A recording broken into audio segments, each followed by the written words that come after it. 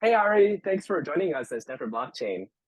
Yeah, It's a real pleasure. Thanks for inviting me. yeah. Thanks for yeah. So really loved reading your new book, The Oracle, and I thought it was really fascinating how you managed to basically put all of those different themes together, whether it's like from blockchain or like from like sci-fi fiction and like just like art history as well. So where did you like get the idea and the inspiration for The Oracle as a thriller novel?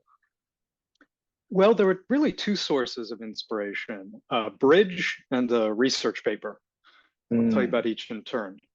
mhm. It used to Sure. be that Cornell Tech, the campus where I teach, was based in Chelsea, New York, near the High Line. And I used to Mm, walk the High Line to work. And mhm. every day I would pass the sky bridge, pedestrian bridge between two buildings floating above a street. And I was just, I've been fascinated by sky bridges in general, and this one I find to be particularly lovely. It's an Art Deco sky bridge. And I thought that would be the ideal place to have an office. I wish I could have an office on that bridge. Wow. Like on top or like No, in actually in the well, so a sky bridge is covered. It's Oh, basically right, like yeah. an interior walkway with Mm. windows. So you'd have an office with windows on both sides overlooking a street in Manhattan. Oh, wow. That's great. I guess I can share screen actually, and let me show Let me you see. a picture of the sky bridge here. Let me see if this work. Yeah, there we go. Oh, wow. So That's great. So this is where the this, inspiration of the book came from. yeah, this was one of the two sources of inspiration. I passed this every day, and I thought, yeah, I really want an office there. And then my hero, the hero of the novel, just sort of started appearing in this office in my imagination as I would pass by, and that was one of the germs of the novel, if you will, one of the seeds Mm. of the novel. And the second seed, if you will, was a research paper I co-authored back in 2015, 2016, exploring what's called in the novel rogue smart contracts, contracts used to solicit crimes. And in that paper, we warned that in the distant future, they might be a possibility. And I, in writing the novel, essentially ended up dramatizing the paper. And I saw that the possibility of rogue smart contracts is just perfect for a thriller novel. So those were really the two sources of inspiration for the book. That sounds really great. So I'm actually curious, why did you choose to write in the mode of a thriller novel? Who do you think is kind of like your intended audience for this book? Yeah, well, the term thriller novel encompasses a whole bunch of subgenres. Hmm. It can refer to detective fiction, horror, spy novels, and so on and so forth. But Hmm. in general, it means a book that keeps you on the edge of your seat. Mm. Yeah. Um, and The Oracle is both a thriller novel and science fiction, and it has elements of magic realism. So it's Hmm. not just a thriller. Hmm. The it's the story that had primacy rather than the genre in my mind. But as I mentioned, rogue smart contracts seemed like a perfect topic for a thriller, so Yeah. they inform the thriller part of the book. Hmm. And more generally, I guess the blockchain world lends itself especially well to thrillers. Like, Yeah. the very origins of cryptocurrency, you're well aware of Hmm. this, are a mystery. We don't know who Satoshi Nakamoto is Hmm. after many years. And Yeah. so we don't know who the creator of the system that started it all, Bitcoin, is. Yeah. That's a mystery at the heart of our endeavor. Right. And Yeah. additionally, the blockchain industry tends to attract very colorful characters, and there are huge Mhm. amounts of money involved. So there's always Yeah. drama, right? Right. Whether we're talking about the collapse of a multi-billion-dollar exchange, or we're talking about the latest technology that has everyone Mhm. abuzz on Twitter. Um, Yeah. so and so I said the definition of a thriller is something that keeps you on the edge of your seat. The Right. blockchain industry, blockchain tech, and working in that industry and doing research in that industry, working with Chainlink Labs and so on and so forth, always Ah, keeps me on the edge yeah, of my seat. So in a sense, I'm definitely. I'm living a thriller. Definitely, for sure. Okay, but I didn't answer your second question, who the audience is. And really, the book is intended for two audiences. It's intended for non-technical readers, what I would characterize as the crypto curious, right? Those who want to learn about crypto but are not steeped in it. And so you remember there's some little tutorials in the novel to bring people up to speed, explain what a blockchain is and so on and so forth. But I also want it to be read by people who know quite a bit about blockchain technology, industry veterans, and there's a discussion of fairly advanced technologies in the book, written, I'm hoping in a way that's accessible to a broad audience, but such that it will also be of interest to those who know quite a bit about blockchains in general. Yeah, definitely. I feel like the book does a really nice balance that you can, I guess it's very accessible for the new reader, but also very interesting, philosophically, technologically for people that have been in the space as well. So I'm actually curious, how do you think writing a thriller novel, a novel like this differ from some of the other genres of writing? Maybe let's say academic writing or maybe more blog post writing. What do you think are some of the highlights and challenges of writing in this novel style? It's very different from technical writing in that when you're writing a thriller, the main challenge is keeping the tension ebbing and flowing, right? And building to a grand finale. In the case of The Oracle, the plotting was especially difficult because what I'm writing is not just fiction, but what some people sometimes call faction, a combination of fiction and fact. Right? Yeah. Like the most famous example, one early example is Phantom of the Opera. If you've ever seen the play or read the book, I've not seen the musical, I guess it is, but I've read the book, which is also fantastic. You remember the Phantom's lair is under the opera house in a lake. Right. Yeah. And it turns out that the Opera Garnier, where it takes place, actually does have a subterranean lake. Wow. And there are other details. And there are other details that Gaston Leroux, the author of the novel, drew on for the novel, like a chandelier falling, killing someone. Apparently, this horrific thing did happen, and Leroux maintained to the end of his life that the Phantom is real. I'm not going to assert that Apollo, the god in my novel, is real, but the Oracle is about real technologies, blockchain oracles, and other things, and so it's faction in that sense, and the historical elements too. I tried to draw on historical sources faithfully. I wanted to recreate historical incidents and the legends around the Oracle of Delphi in as accurate a way as possible with respect to the sources as I could. So, that's, I mean, I saw there was a lot of historical references in the book. It kind of goes between different pasts and presents, and of course it touches upon a lot of different disciplines, from Greek mythology to art trafficking to blockchain. So I'm actually curious, so how did you go about researching all of these and putting them together to form the plot that we see in the novel? Well, I guess I've always had something of a split personality in the sense that, when I was a major in college, when I was in college, I majored in both Latin literature and mathematics. Very, very different very different subjects, obviously. And I've had an enduring interest in classical history and literature, and obviously mathematics. Right? That's informed my research in computer science and aligned more generally with my career. And the book brings those two interests together. That's one way that I unified them. I unified these two strands of my own history. As for the plotting, some writers plot everything in advance and will write long outlines for the books that they're planning to complete in great detail. Some writers just fly by the seat of their pants. They don't know what the next sentence is going to be or what the subject of the next sentence is going to be until the next sentence is written. I'm somewhere in the middle. So set a goal in the middle distance, if you will. I determine what landmarks I need to get to and have some idea of how I'm going to get there. But beyond the next landmark, I may not know exactly how the plot is going to evolve, although I do have a rough idea. And the conclusion to the book I had in mind essentially from the very beginning. But as I said, the plotting for the book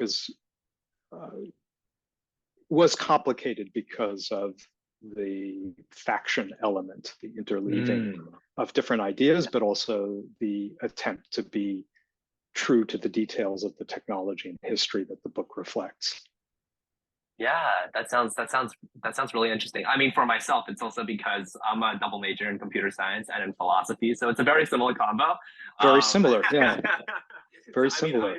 I try to use writing as kind of like a way, whether that's doing like Stanford blockchain review stuff or other writing, to kind of synthesize these two sides as well. So I totally feel you when you kind of say that you have like a split personality there. Yeah, so I guess like the plot is centered around the concept of like a rogue smart contract. Do we see any of these exist in real life? And do you think it's possible that we may see one in the near future?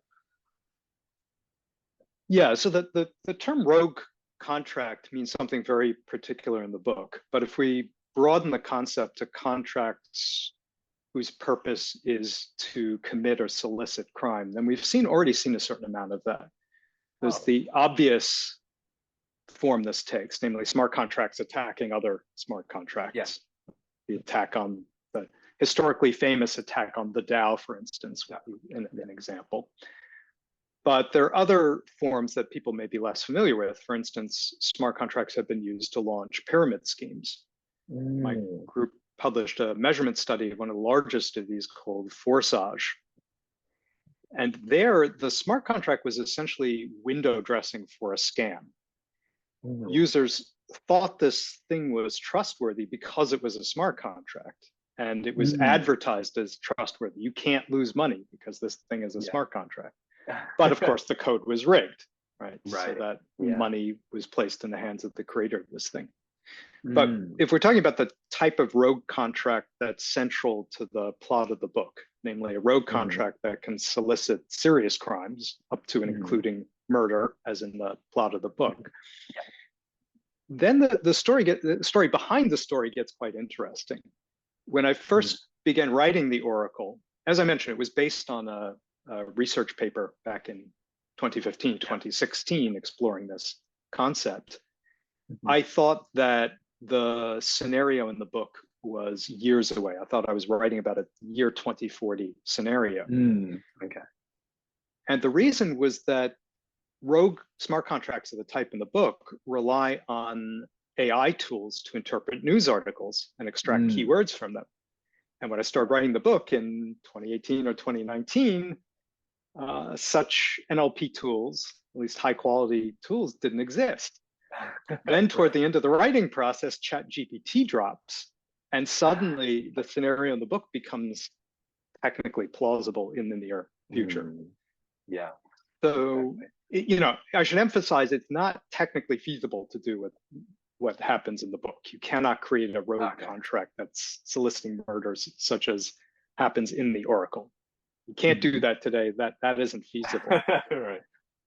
But the book serves as a cautionary tale. We do have to pay attention to the way that we integrate AI tools into oracles and blockchains. And happily, I know my colleagues, especially Chainlink and elsewhere in academia, are very thoughtful about how oracle and blockchain technology should evolve and about preventing scenarios like the one in the book. So I hope the book serves as a successful cautionary tale. Right, that makes sense. I mean, I noticed that throughout the book, the main character and narrator kind of remains like unnamed. So did you do this on purpose? And like, to what extent do you see yourself embodied in the personage of the main character and maybe some of the other characters? It was intentional in the sense that my character just resisted being named. It wasn't my intention at the beginning to make my hero nameless. But I realized that if I labeled him at some point, my ability to identify with him, and I was concerned my reader's ability to identify him would be compromised in some way. So in the end, I just couldn't do it. I couldn't attach a name to him. And this is, I'm certainly not the first person to do this. This is I won't say a common, but occasionally used and well-recognized literary device. One writer I particularly admire, writer of spy novels, thrillers by the name of Len Deighton, who wrote the Ipcress file, which you may or may not have heard of. Yeah. Very, very popular in the 1960s. Used exactly this device for some of his early works, including the Ipcress file, actually. Wow. The hero had no name in the novel, although he ended up being named when a movie version of the novel was created. And the name, I think it was Harry Palmer, something like that, stuck. Yeah. As for how much of myself I see in the hero, well, there's a little metaphysical joke about this in the book, actually, which readers may or may not pick up on. But the hero makes a snarky comment about some Cornell Tech professor whose work he finds kind of boring and predictable. And the hero says, specifically, I can guess what this guy's going to publish 6 months before he publishes it. The joke here, of course, is that the Cornell Tech professor is me, and the reason that the hero can guess what he's going to publish in 6 months is that we share a brain, right?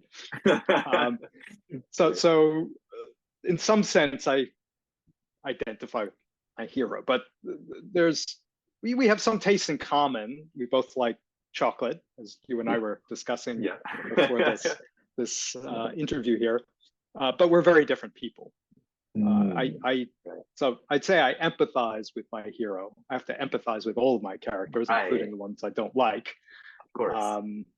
But there's only one character in the novel who's strongly modeled after a real person, and that's one of the villains. I won't say anymore about that, but a friend agreed to I can guess. Modeling. That's very interesting. I mean, I feel like the anonymity and stuff is also very related to like the entire crypto space being like huge on like remaining anons and like remaining unnamed. And was that something that you also thought about when you decided to let your main character remain unnamed? It wasn't, but you're right. It really is in keeping with the ethos of the industry. That wasn't something that had occurred to me, but I think you're right. I think you're right about that. Yeah. That was my reading, so. But, okay, that's.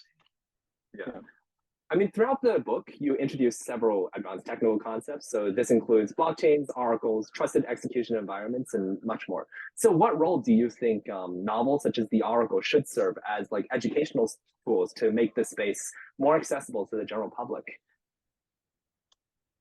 Well, I think novels are an excellent way to impart flesh and blood to ideas that might otherwise be too abstract for people. But fiction is fiction, and people shouldn't interpret it as fact. Right. I think one of my hopes, perhaps my primary hope, is that people take away from the novel a rough idea of what this blockchain stuff is all about and why it's so exciting. So I'm hoping that the Oracle, including these little technical tidbits and puzzles, will entice people into this wonderful world of crypto, by which I mean both cryptocurrency and cryptography, actually, and blockchain technology. You know, I do have some specific educational goals, like I want to debunk the notion many people have about blockchain technology and cryptocurrency, that it's all about scams and volatile prices and so on and so forth, and meme coins and speculation. I mean, as you know well, there's a deep and transformative technology behind all this stuff. And blockchains are catalyzing huge strides in cryptography and game theory and distributed systems and so many other disciplines, right? Plus, as I suggested earlier, I want people to think ahead about some of the technical risks of combining blockchains and AI, right? The cautionary tale aspect of the book that is also, I think, it's fair to say, an educational facet of the book. Yeah, for sure. I mean, yeah, as I was I wasn't actually about to ask because like the crypto space often does have a very negative connotation and even like stigma in popular culture. So how do you think you would want to like change this in the idea of like in a popular novel such as The Oracle? And what should like the role of these more general public facing novels and thrillers play in this process of changing public perception? The goal of the book, in some sense, is to surface the hidden part of the industry, the part of the industry where all of the technological ferment lies, where all of the exciting change is happening, where new ideas are being not just entertained, but put into practice. DAOs are an excellent example. People are doing experiments with governance that are happening nowhere else and are interesting and leading to new and I think deep interdisciplinary research. Right? So I want to give people a taste of that and make it clear that what they're seeing in the media for the most part is just the speculative surface, as it were, right? And people are seeing the equivalent of the financial hype around the early internet in the late 90s without understanding at that time how pervasive the impact of the internet was going to be in our lives. Right? I feel that crypto and Web3 are at a similar stage of development. And because there's money involved in a very direct sense, there's a lot more froth and hype and so on and so forth. But there is substantive technology and new ideas of a very exciting type in our industry. And I'd like people to see that. So I hope that the Oracle conveys this other side of our world to its readers. Of course. I mean, I'm actually very curious, like out of these sorts of ideas and new concepts that are servicing, what are some of these that you yourself really want to learn more about, are really excited about going forward as we head into 2024? Recently, my group has been exploring DAOs, which is part of the reason that I mentioned DAOs. And I consider them really fascinating exercises in governance. I myself have done research as an applied cryptographer into what are sometimes called electronic voting schemes for quite a number of years. And those ideas really haven't come to fruition, in part because internet voting is a terrible idea in general. But in the DAO community, many of those ideas are being tested in various ways. And so I get to see the technologies that I was contemplating in a very abstract way coming to fruition. One of the challenges that DAOs have now is a lack of decentralization for the most part. So one of the things my group is doing is, first of all, trying to understand how we measure decentralization, and then how we help, how we go about achieving it in the context of DAOs. So that's a particular interest to me, but the bigger picture is the experiments in governance happening in DAOs on a pretty large scale. We're talking about tens of billions of dollars operating in DAOs now. So that's one thing I'm looking forward to in the next year, seeing the further evolution of DAOs and getting to work on the many interesting research questions that they pose. To what extent do you think the Oracle reflects the Frankensteinian theme of like inventors kind of facing threats from their own creations? And how should we kind of navigate this question, this creator-creation relationship in the context of like frontier tech such as AI or crypto? That's a great question. And that theme is made explicit in the novel, in fact. Very explicit. Yes. Well, I guess I'm sensitive to this in part because of a kind of mishap in my group. back in 2017, my group published a blog post about a problem that we saw in DEXs, decentralized exchanges, smart contracts for trading digital assets. And my PhD student, then PhD student, Phil Diane, was spearheading our work in this area. We saw that bots could, in principle, steal money from users by front-running their transactions in mempools. So we published a blog post in the hope that DEX designers would take this risk into account and design DEXs that were resistant to front-running. And instead of the problem being fixed, within weeks, people were making money with bots like one that we built for demonstration purposes. And they even offered money for this bot that we built for experimental purposes, which of course we didn't take. And we later published a paper in which we coined a term for this phenomenon, minor extractable value. Now MEV is a big deal, but the way the industry is approaching MEV is, to me, often distasteful. Now, this thing isn't threatening to kill me, and my group and many others are doing research on ways to combat harmful MEV. But this is an example of science, in a way, backfiring. Right. If I'd known what the effect of the blog post was going to be, we might have approached disclosure about this potential vulnerability differently. So as I said, I'm somewhat sensitive to this theme. Yeah, for sure. I think it's especially true, like, because a lot of the technologies that we see evolve today, like crypto, like AI, these are mostly like black box like technologies where you don't actually know what the cascading effects are, I feel like.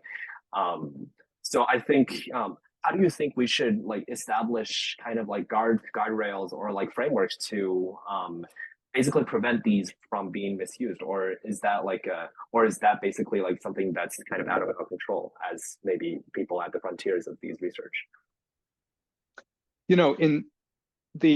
In cryptography as a traditional discipline, or I should say in information security, there are conventions around what is known as responsible disclosure. If you discover a vulnerability, you let the vendor know, and you give the vendor some predetermined amount of time to address the vulnerability. And you do that to place a little pressure on the vendor to ensure that the vulnerability gets addressed. You can't do this with decentralized systems. For example, when we found this problem with front running, we could inform a particular DEX that there was an issue. But in many cases, projects are run in a decentralized way, and there is no company that you can approach with a disclosure. And so the responsible disclosure process breaks down. This is one of the hazards of decentralization, as it were. And I don't really know how to address this issue, right? How do you let people know privately that there's a vulnerability in a system when in some cases it's not even clear what the real world identities of the people who launched the system are? That's a major challenge. I do think it would be good to have standards for responsible disclosure, and some projects have them. Some projects have public-facing representatives whom one can contact if a vulnerability is specific to the project. But more generally, decentralization makes it more difficult to deal with the discovery of vulnerabilities in a way that's going to be beneficial for the community. I feel like another question that this leads into is like, to what extent should like a software developer be responsible for everything that happens down the line? And for example, like in the novel, there's this case where a software developer refuses to basically hatch a little backdoor that would compromise the security of the system. So where do you think we might like draw that line? And what do you think kind of the book tells us on this like subject? That's a great question. The hero indeed faces a real ethical quandary, and he comes down firmly on the side of, for the most part, not going to obviously reveal the plot, comes down on the side of Yeah. aggressive decentralization. Yeah. But there's a cost to decentralization, and he becomes well aware of this cost. Yeah. There are very complex ethical quandaries in this industry and research area to which I don't have the answers, and to which the book doesn't intend to posit any answers because they're so complex. Right. Yeah. Maybe that's something I can figure out with like my philosophy background or something in the future. Actually, yes, you're very well positioned to entertain these questions, and they are deep and fascinating. Yeah, for sure. I mean, I guess my final question is, are you planning to write any more crypto-themed thrillers in the future? Or maybe like a sequel to this or anything else inspired by the crypto space? I am, yeah. I have at least a provisional story in mind that involves NFTs and the mystery cults, as they're called, of ancient Greece. And I have even a provisional title, Underworld. But all of that is provisional, and I won't say more about it. We will stay tuned on that. Is this like related to this story? Is there like a plot? Like, are you trying to create like a metaverse of all of these like crypto thrillers? I haven't thought that far ahead. But perhaps. Yeah. Sounds great. All right, Ari, thank you so much for joining us at Stanford Blockchain Club. It was really exciting. Thank you, Jay. It's been a pleasure. Thank you.